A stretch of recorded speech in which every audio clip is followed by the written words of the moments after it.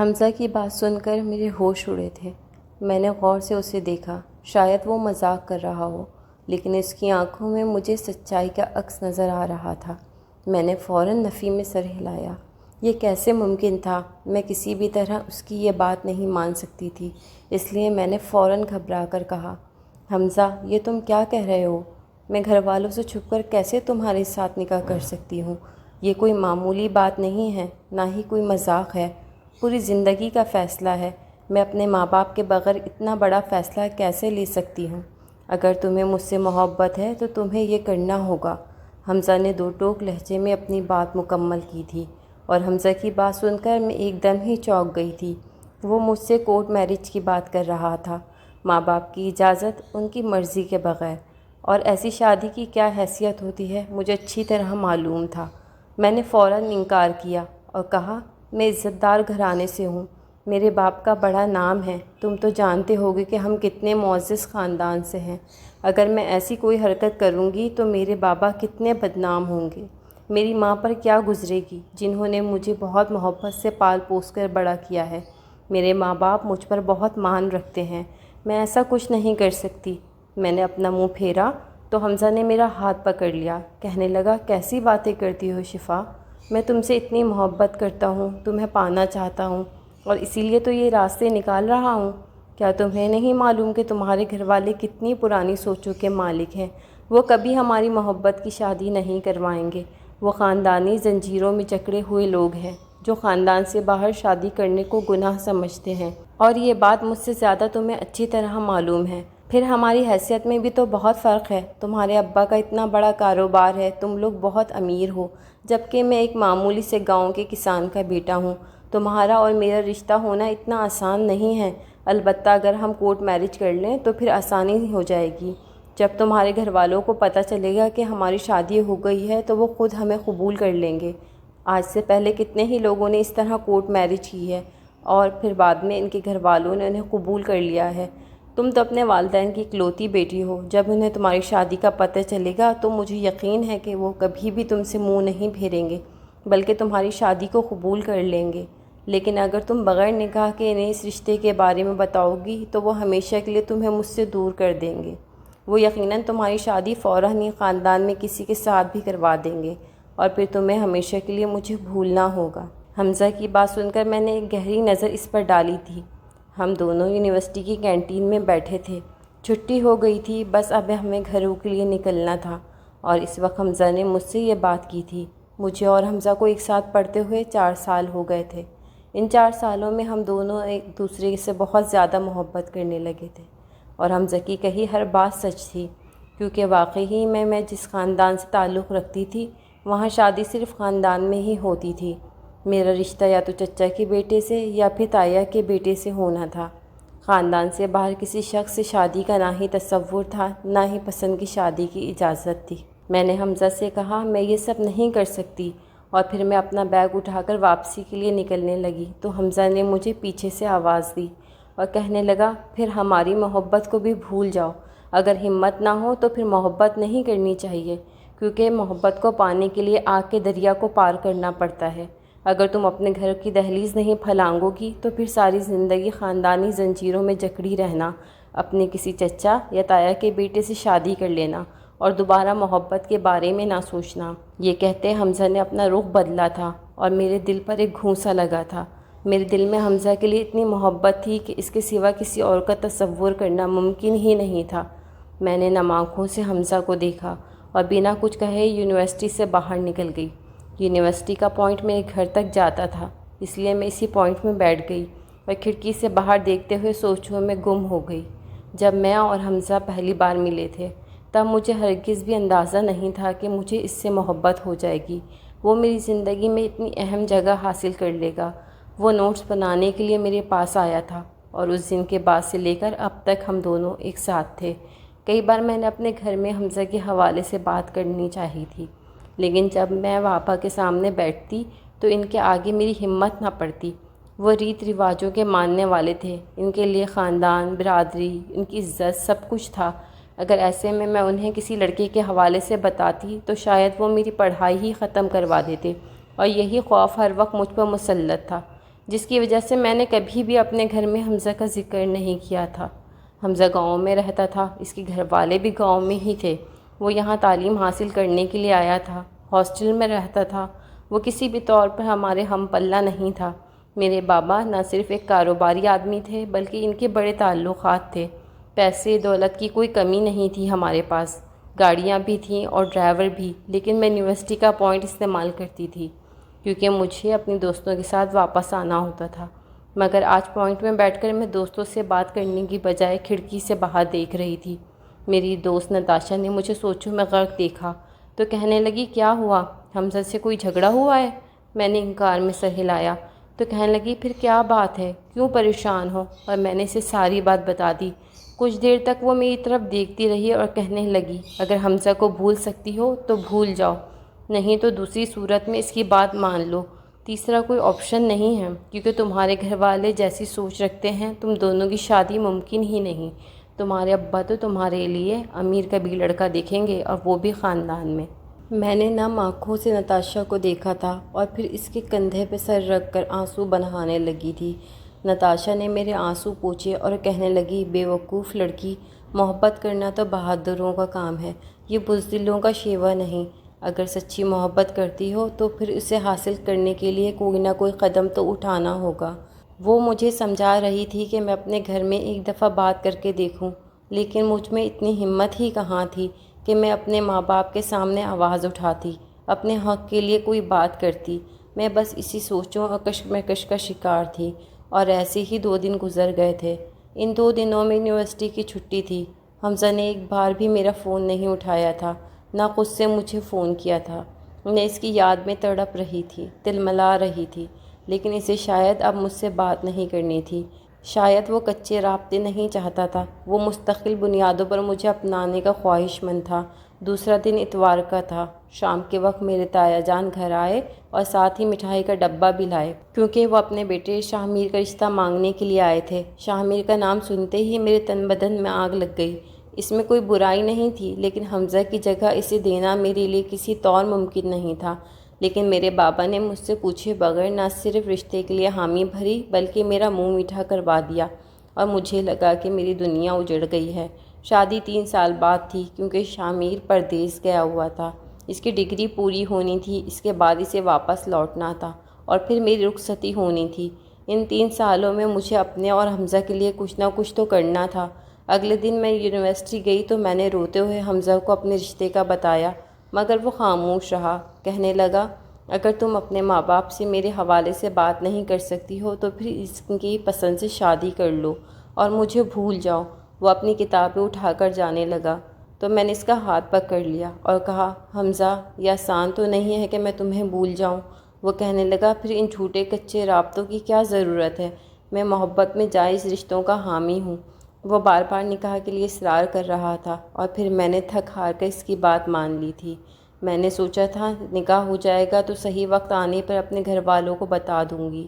میرے ماں باپ راضی نہ بھی ہوئے تو مجھے حمزہ کے ساتھ رخصت ضرور کر دیتے، پھر بھلے میرا چہرہ نہ دیکھتے۔ میں نے اس بات کے لیے خود کو راضی کر لیا تھا اور حمزہ کے ساتھ کورٹ میرج کر لی تھی۔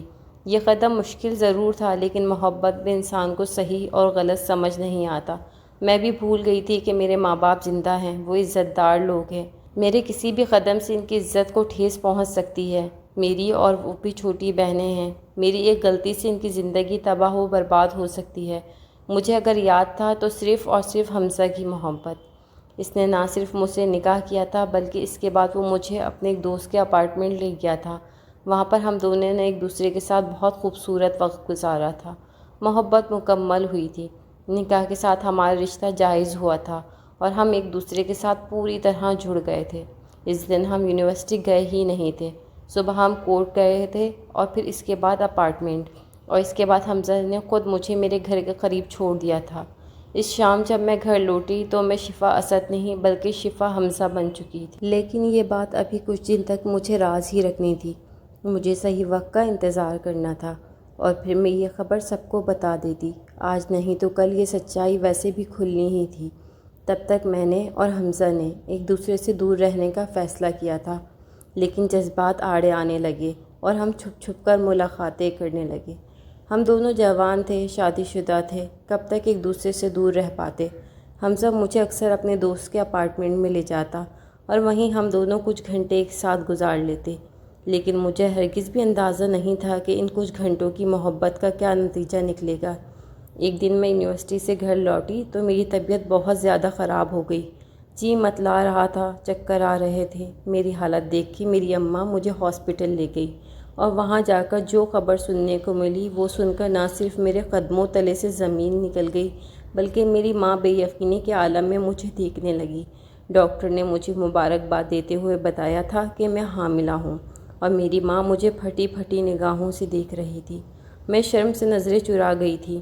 ڈاکٹر کے آگے تو ماں نے کچھ نہ کہا، لیکن جب ہم ہسپتال سے باہر نکلے تو میری ماں نے میرے بازو کو کس کر پکڑ لیا۔ کہنے لگی، شفا، یہ سب کیا ہے؟ کیا گل کھلا کر آئی ہو یونیورسٹی میں؟ میں نے تمہاری ایسی تربیت تو نہیں کی تھی۔ اماں کے غصے نے میری جان نکال دی تھی۔ میں نے لڑکھڑاتے لفظوں میں کہا، ماں، میں نے کوئی گناہ نہیں کیا۔ میں نے حمزہ کے ساتھ نکاح کیا ہے۔ میں حمزہ سے محبت کرتی تھی اور جانتی تھی کہ آپ لوگ کبھی خاندان سے باہر میری شادی نہیں کریں گے، اس لیے میں نے کورٹ میرج کر لی۔ میں نے روتے ہوئے اپنی ماں کو سب کچھ سچ سچ بتا دیا تھا۔ میری ماں غصے کے عالم میں مجھے دیکھتی ہوئی برا بھلا کہہ رہی تھی۔ کہنے لگی، خاندان کی عزت کا تو بھرم رکھتی، عزت کو اس طرح تو انہیں سرے بازار لٹا دیا ہے۔ نہ جانے کون لڑکا ہے، کیسا ہے، تمہارے قابل بھی ہے یا نہیں، ایسے کیسے تم نے بغیر بتائے نکاح کر لیا؟ نکاح کوئی معمولی بات تو نہیں، اور اب حاملہ بھی ہو گئی ہو۔ بتاؤ میں کیا کروں؟ تمہارے باپ کو کیا جواب دوں گی؟ دنیا والوں کو کیا سمجھاؤں گی؟ اماں مجھے لے کر گھر لوٹی تو ابا لاؤنج میں ہی بیٹھے تھے۔ پوچھنے لگے، تم دونوں کہاں گئے تھے؟ مجھے لگا کہ اب میری شامت آ گئی ہے، لیکن اماں نے جھوٹ کہہ دیا۔ کہنے لگی کہ اس کی طبیعت ٹھیک نہیں تھی، یونیورسٹی میں کچھ الٹا سیدھا کھا لیا تو پھر مجھے ڈاکٹر کے پاس لے جانا پڑا۔ کچھ دوائیں دی ہیں، 2-4 دن آرام کرے گی تو ٹھیک ہو جائے گی۔ اماں نے مکمل طور پہ ابا سے جھوٹ بولا تھا اور میں سمجھ نہیں پائی کہ اماں نے ایسا کیوں کیا۔ پھر اماں مجھے میرے کمرے میں لے کر گئی اور کہنے لگی، بیٹی، میرے سامنے اس لڑکے کو فون ملاؤ اور مجھ سے بات کراؤ۔ میں اس سے ملاقات کرنا چاہتی ہوں۔ پہلے میں دیکھوں گی کہ وہ کیسا ہے، تمہارے قابل ہے بھی یا نہیں، پھر تمہاری رخصتی کے بعد تمہارے ابا سے کروں گی۔ لیکن اگر وہ لڑکا مجھے تمہارے قابل نہ لگا تو ہم اس بچے کو ضائع کروا دیں گے۔ تمہارے باپ کو کوئی بات بتانے سے پہلے میں پوری تسلی کرنا چاہتی ہوں۔ میری اماں حالات سے سمجھوتہ کرنے کو تیار ہو گئی تھی۔ میرے لیے اس سے بڑھ کر اور کیا ہو سکتا تھا؟ میں نے جھٹ سے حمزہ کا نمبر ملایا، لیکن دوسری طرف سے فون بند جا رہا تھا۔ میں نے 2-3 بار ٹرائی کیا لیکن فون بند جانے لگا تو میں نے اماں سے کہا کہ شاید نیٹ ورک کا مسئلہ ہو، اکثر ہاسٹل میں نیٹ ورک پرابلم ہو جایا کرتا تھا۔ میں یونیورسٹی جاؤں گی تو میں اس سے بات کروں گی۔ اماں کہنے لگی، ٹھیک ہے، لیکن یہ معاملات جلدی حل کرو۔ تمہارے باپ کو بھی پریشانی پڑی تو تمہارے ساتھ ساتھ میری بھی شامت آ جائے گی۔ اماں کو اپنی فکر بھی ستا رہی تھی۔ پھر 2 دن بعد یونیورسٹی کھلی اور میں یونیورسٹی گئی تو حمزہ وہاں نہ آیا۔ میں نے حمزہ کی ایک دوست سے اس کے بارے میں پوچھا۔ ان سب نے ایسی خبر مجھے سنائی جو سن کر میرے قدموں تلے سے زمین نکل گئی۔ وہ کہنے لگے کہ حمزہ تو جمعے کی رات کو ہی بہت تیزی سے ہاسٹل چھوڑ کر نکل گیا۔ کسی کے پوچھنے پر اس نے کوئی جواب بھی نہ دیا۔ وہ بہت جلدی میں تھا، کسی سے کوئی بات بھی نہیں ہوئی اور اس کے بعد اس کا فون بھی بند جا رہا ہے۔ یہ سننا تھا کہ میرے رونگٹے کھڑے ہو گئے۔ میں نے پوچھا، وہ کہاں جا سکتا ہے؟ اس کے دوست کہنے لگے، اپنے گاؤں گیا ہوگا، اور کہاں جائے گا؟ میں نے اس کے دوستوں سے منت کی کہ مجھے اس کے گاؤں کا ایڈریس چاہیے، اور اس کے بعد سارا وقت میں نے بے چینی کے عالم میں کاٹا۔ اگلے دن اس کے دوستوں نے مجھے یونیورسٹی میں ہی اس کا ایڈریس لا کر دے دیا، اور جب میں نے اس ایڈریس پہ معلومات نکلوائیں تو پتہ چلا یہ ان کا بہت پرانا ایڈریس تھا اور اس کے گھر والے بہت عرصہ پہلے گاؤں چھوڑ کر جا چکے ہیں۔ شاید انہوں نے گاؤں بدل لیا ہے۔ میں نے اپنا سر پکڑ لیا تھا کیونکہ اتنے عرصے میں نہ ہی میں نے حمزہ سے اس کا ایڈریس پوچھا تھا اور نہ ہی اس کے کسی گھر والوں کا فون نمبر میرے پاس تھا۔ میں سوائے حمزہ کے اور کسی کو نہیں جانتی تھی اور نہ ہی حمزہ کے نمبر کے علاوہ میرے پاس اس کی کوئی معلومات تھیں، اور وہ نکاح نامہ بھی اس کے پاس تھا جو ہم نے کورٹ میں کیا تھا۔ میرے پاس تو اس نکاح کا بھی کوئی ثبوت نہیں تھا۔ اس دن میں تھکی ہاری گھر لوٹی تو اماں کے پیروں پر سر رکھ کر رونے لگی اور اماں کو ساری بات بتائی تو اماں نے سر پکڑ لیا۔ کہنے لگی کہ وہ لڑکا تمہیں دھوکہ دے کر چلا گیا ہے۔ کیا تمہیں یہ بات اب بھی سمجھ میں نہیں آ رہی؟ میں نے انکار میں سر ہلایا اور کہا اگر اس نے مجھے دھوکہ دے کر جانا ہوتا تو وہ یہ سب کچھ بہت پہلے بھی کر سکتا تھا، وہ بنا نکاح کے بھی مجھے حاصل کر سکتا تھا۔ اس نے کبھی ایسی ویسی کوئی حرکت نہیں کی، اور پھر وہ اچانک ہی کہیں گیا ہے، وہ بھی پڑھائی وغیرہ سب چھوڑ کر۔ یقیناً کوئی بات ہوگی، میں اس کا انتظار کروں گی، میری اماں کہنے لگی۔ پھر اس بچے کا کیا کریں؟ میں نے اماں سے کہا یہ میرا بچہ ہے، میری اور حمزہ کی محبت کی نشانی ہے، یہ کوئی ناجائز اولاد نہیں ہے، اس لیے میں اسے ضائع نہیں کراؤں گی۔ میں اپنی ضد پر اڑ گئی تھی، جبکہ میری ماں خاموش ہو گئی تھی۔ کہنے لگی میں 1 مہینہ اور انتظار کر سکتی ہوں، اگر تمہارا حمزہ لوٹ آیا تو ٹھیک ہے، ورنہ مجھے کچھ نہ کچھ کرنا ہوگا، کیونکہ بات ہماری عزت کی ہے۔ میں دن رات حمزہ کا انتظار کرنے لگی، ہر وقت سولی پہ ٹنگی رہتی، بار بار اس کے نمبر پر فون ملاتی، اس کے دوستوں سے اس کے بارے میں پوچھتی رہتی، لیکن کسی کو کچھ بھی علم نہیں تھا۔ اور پھر جب مہینہ گزر گیا تو میری ماں نے زبردستی میرا حمل ضائع کروا دیا، کیونکہ اس کے سوا اور کوئی چارہ نہیں تھا۔ میری ماں کو ڈر تھا کہ اگر میرا پیٹ بڑھ گیا تو یہ بات زیادہ دن نہیں چھپے گی۔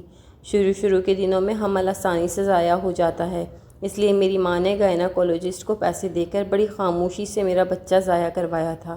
اس رات میں خون کے آنسو روتی رہی تھی، حمزہ کو کوستی رہتی تھی جو نہ جانے کہاں چلا گیا تھا۔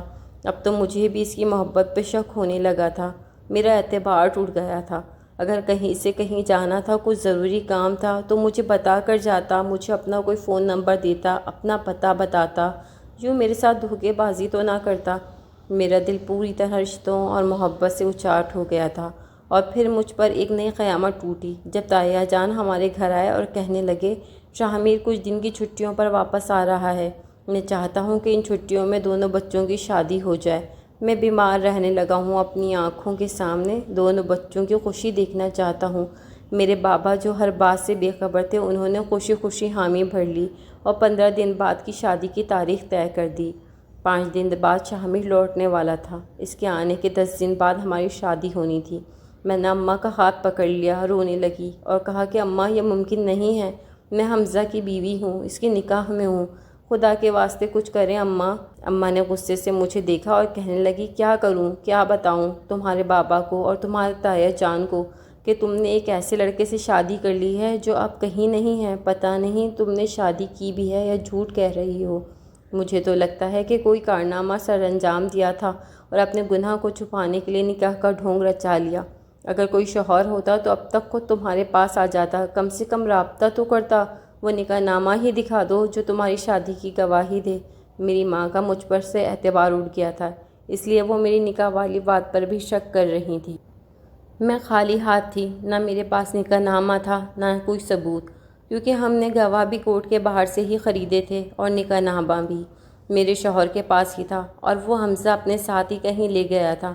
میں رو رہی تھی، اپنی محبت کا یقین اپنی ماں کو دلا رہی تھی، لیکن ان کے پاس اس بات کے سوا اور کوئی چارہ نہیں تھا، وہ خاموشی اختیار کر لیتی۔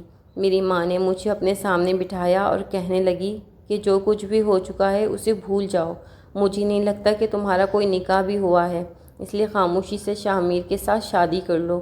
میں پھوٹ پھوٹ کر رونے لگی اور اماں سے کہا یہ کیسے ممکن ہے، حمزہ کی بیوی ہوتے ہوئے دوسرا نکاح کیسے کر سکتی ہوں؟ میری ماں کہنے لگی تو پھر جاؤ اور اپنے بابا کو بتاؤ کہ تم نے کیا گل کھلایا ہے، لیکن یاد رکھنا کہ تمہارے بابا جان سب سے پہلے مجھے طلاق دے کر اس گھر سے نکالیں گے۔ کیا تم اپنے باپ کی فطرت سے واقف نہیں ہو؟ تم لوگوں کی تربیت میں ذرا سی کوتاہی انہیں برداشت نہیں، شروع سے لے کر آج تک۔ میں نے تم لوگوں کی وجہ سے بہت کچھ سہا ہے، تم لوگوں کی ہر معمولی غلطی پر تمہارے بابا جان نے مجھے سزا دی ہے۔ اب اگر انہیں پتہ چلے گا کہ تم نے اتنا بڑا کوئی کارنامہ انجام دیا ہے تو وہ سب سے پہلے مجھ پر غصہ نکالیں گے، مجھے طلاق دے دیں گے، خاندان میں بدنامی تو طے ہے، اس لیے خدا کا واسطے جو کرنا ہے خود کرو اور مجھے بخش دو۔ میری ماں زاروں قطار رونے لگی۔ میں بھی اس بات سے واقف تھی کہ بابا جان میرے کیے کی سزا پہلے میری ماں کو دیتے، کیونکہ وہ تو مجھے یونیورسٹی بھی نہیں بھیجنا چاہتے تھے۔ میری ماں نے میری خواہش کی وجہ سے مجھے زور زبردستی پر داخلہ دلوایا تھا۔ بابا جان کو یہی لگتا تھا کہ اگر ہم لوگوں میں سے کوئی غلطی ہوئی تو یہ ہماری ماں کی وجہ سے ہوا ہے، ان کی تربیت کی کمی کی وجہ سے، جبکہ ہماری ماں نے ہماری تربیت میں دن رات ایک کیا تھا۔ یہ تو باہر کی ہوائیں تھیں جنہوں نے ہمیں آوارہ کر دیا تھا۔ ہمارے معاشرے کی بگڑتی حالت کو دیکھ کر ہم بھی اسی رستے پہ چل پڑے تھے۔ اماں کی حالت دیکھ کر میں نے خاموشی اختیار کی اور 15 دن کے اندر اندر میری اور شامر کی شادی کی ساری تیاریاں مکمل ہو گئیں۔ میں دلہن بنی اور میرا نکاح پر نکاح ہوا، یہ جانتے ہوئے بھی کہ یہ گناہ ہے، غلط ہے، نکاح پر نکاح ممکن نہیں۔ میں نے خاموشی سے 3 بار قبول ہے کہہ کر خود کو شامر کے سپرد کر دیا۔ میں نے سوچا تھا کہ شادی کے بعد میں کسی طرح اپنے اور شامر کے تعلق کو قائم نہ ہونے دوں گی، کسی طرح شامر سے بات کروں گی۔ وہ پردیس سے آیا تھا، پڑھا لکھا تھا، شاید وہ میری بات سمجھ جاتا۔ یہی سوچ کر میں رخصت ہو گئی اور جب شامر کے گھر پہنچی تو وہاں خوب جشن منایا گیا۔ مجھے شامر کے کمرے میں بٹھا دیا گیا۔ شب عروسی کے لیے کمرے کو پوری طرح سجایا گیا تھا۔ میں بیڈ پر بیٹھی تھی جب شامر کمرے میں آیا۔ اس نے آتے ہی مجھے تحفہ دیا اور اپنی محبت کا اظہار کرنے لگا، کہنے لگا، میں بچپن سے تم سے بہت محبت کرتا تھا، یہ میری محبت ہی ہے جو آج تم میری دلہن بن کر یہاں بیٹھی ہو۔ شامر نے آگے بڑھ کر میرے ہاتھوں کو چوما تھا۔ میرے رونگٹے کھڑے ہو گئے۔ میں جلدی سے پیچھے ہٹی اور گھبرا کر خود کو شامر سے دور کرنے لگی، لیکن اگلے ہی لمحے شامر نے مجھے اپنے قریب کیا اور کہنے لگا، میں آج مزید دوریاں برداشت نہیں کر سکتا۔ میں نے ہی بابا سے کہا تھا جلدی شادی کروا دیں، میں کچھ دن تمہیں یہاں چھوڑوں گا اور پھر اپنے ساتھ لے جاؤں گا۔ وہ مجھ سے ہم بستری کا خواہش مند تھا، وہ میرا شوہر تھا، مجھ پہ شرعی حق رکھتا تھا، اس لیے اس کی خواہش غلط تو نہ تھی، لیکن میرا دل یہ جانتا تھا کہ اگر میں نے شامر کے ساتھ کوئی تعلق بنایا تو یہ گناہ ہوگا، یہ زنا ہوگا، کیونکہ میرا پہلا نکاح حمزہ کے ساتھ ہو چکا تھا۔ میں پھوٹ پھوٹ کر رونے لگی اور میں نے بڑی مشکل سے شامر کو سب کچھ سچ سچ بتا دیا۔ میری بات سنتے ہی وہ مجھے دھکا دے کر پیچھے ہٹا اور کھڑا ہو گیا، کہنے لگا، تم یہ حرکت کیسے کر سکتی ہو؟ تم نے کیوں اپنے گھر والوں کو کچھ نہیں بتایا؟ کیوں میرا اور میرے گھر والوں کا بھی تماشا بنا دیا؟ میں سب کو کیا کہوں گا کہ میں نے جس سے شادی کی ہے وہ پہلے سے شادی شدہ ہے؟ اور اگر تمہارا شوہر آ گیا تو کیا ہوگا؟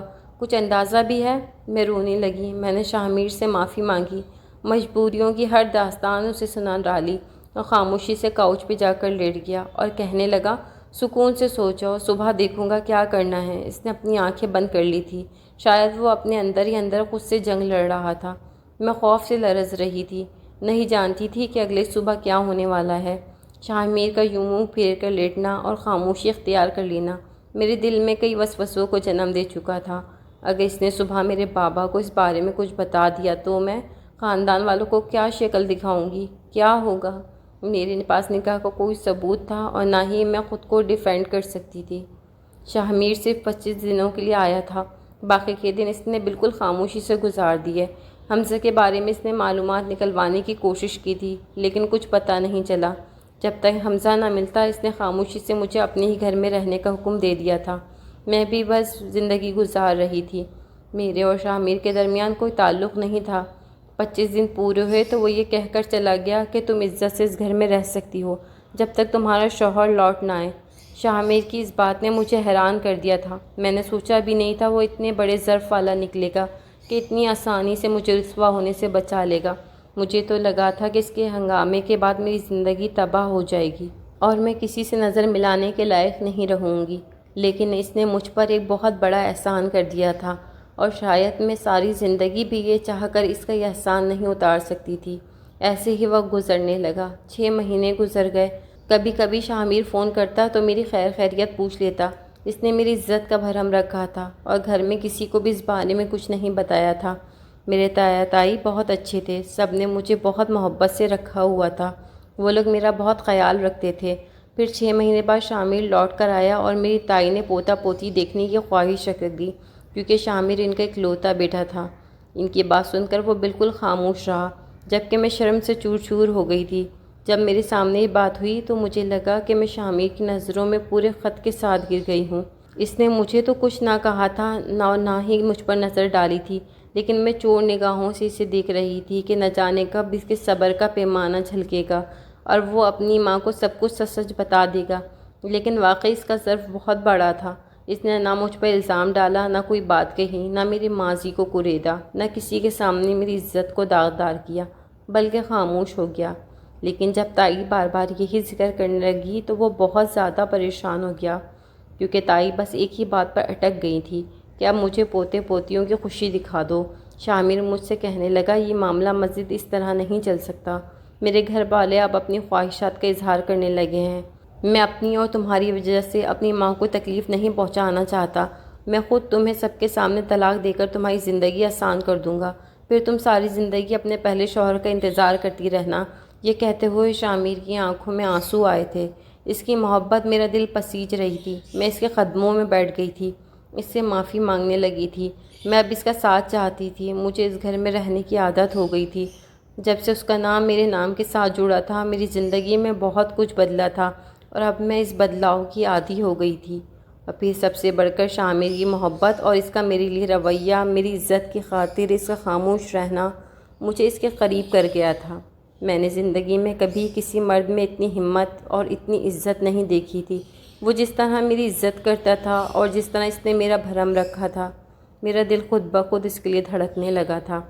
میں نے شامر سے التجا کی تھی کہ وہ ایسی کوئی حرکت نہ کرے۔ میں اس سے جھوٹی شادی کی جھوٹی طلاق نہیں چاہتی تھی۔ ہماری شادی کو 8 مہینے پورے ہوئے اور پھر ایک دن کوئی گھر کے دروازے پر آیا۔ اتفاق سے میں گارڈن میں ہی تھی اور گھر میں کوئی بھی نہیں تھا، اس لیے جب چوکیدار نے آ کر اطلاع دی کوئی مجھ سے ملنے آیا ہے تو میں خود ہی دروازے پہ چلی گئی، اور سامنے کھڑے شخص کو دیکھ کر میری جان نکل گئی۔ وہ حمزہ تھا۔ وہ مجھے دیکھتے ہی رونے لگا، کہنے لگا تم نے یہ کیا کیا ہے؟ تم نے کیسے شادی کر لی ہے؟ تم تو میری بیوی تھی نا؟ میں نے جلدی سے اسے خاموش رہنے کا اشارہ کیا۔ گھر میں کوئی نہیں تھا، اس لیے میں نے اسے اندر بلایا۔ میں اور وہ گارڈن میں بیٹھے تھے۔ اس نے بتایا کہ اس کے گاؤں سے خبر آئی تھی کہ اچانک اس کے والد کا انتقال ہو گیا تھا۔ وہ گاؤں گیا اور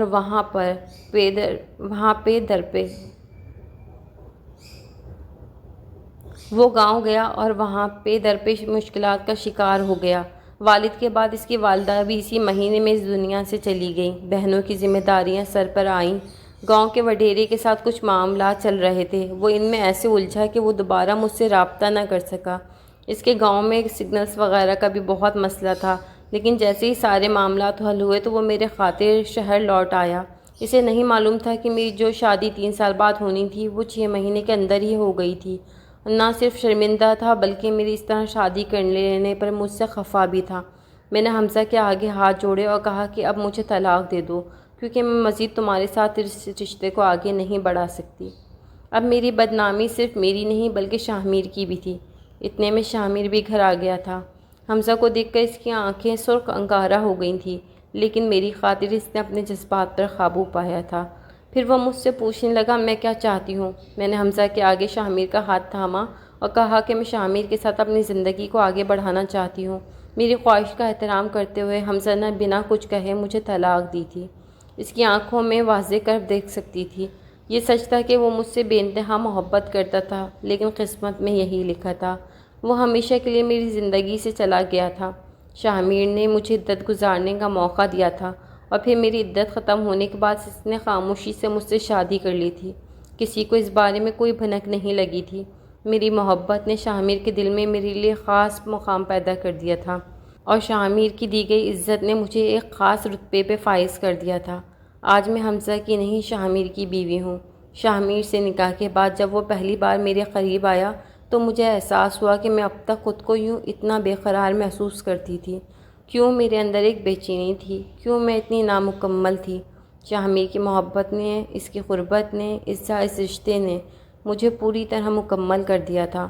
وہ رات میرے لیے خوشیوں بھری رات تھی، جب شامیر نے پوری طرح مجھ پہ حق جتاتے ہوئے کھل کر اپنی محبت کا اظہار کیا تھا۔ ہم دونوں دو جسم ایک جان ہو چکے تھے، اور دھیرے دھیرے شامیر نے اپنی محبت کو اس طرح میرے اندر سمایا تھا کہ میں خود کو دنیا کی خوش قسمت ترین لڑکی سمجھنے لگی تھی۔ کبھی کبھی مجھے بہت افسوس ہوتا ہے کہ میں نے جلد بازی میں حمزہ سے کورٹ میرج کیوں کی تھی۔ چوری چپ کے شادی کرنا یا نکاح کرنا کوئی معمولی بات تو نہیں۔ خدا نے میری عزت کا بھرم رکھا تھا کہ میرے اس غلط قدم کے بارے میں کسی کو کچھ علم نہ ہو سکا تھا۔ میرے ماں باپ کی عزت رہ گئی تھی۔ وہ مجھے شامیر جیسا ساتھی مل گیا تھا، لیکن ہر لڑکی اتنی خوش نصیب نہیں ہوتی کہ اگر شامیر مجھے نہ اپناتا یا پھر میری سچائی کو عیاں کر دیتا تو شاید زندگی میرے لیے عذاب بن جاتی۔ میری شادی کے پورے 8 مہینے بعد حمزہ لوٹ کر آیا تھا۔ یہ 8 مہینے میں کس طرح گزارتی یہ ہر لڑکی اچھی طرح اندازہ کر سکتی ہے۔ اس لیے میں سب بہنوں سے یہی کہوں گی کہ ماں باپ کی مرضی کے بغیر چوری چپ کے کوئی فیصلہ نہ کریں۔ اگر آپ کی محبت سچی ہے تو ایک نہ ایک دن آپ کو مل ہی جائے گی۔ ویسے بھی انسان کو وہی ملتا ہے جو اس کے حق میں بہترین ہوتا ہے۔ شاہ میر میرے حق میں ایک بہترین جیون ساتھی ثابت ہوا ہے، اور یہی میری زندگی کا سب سے بڑا سچ ہے۔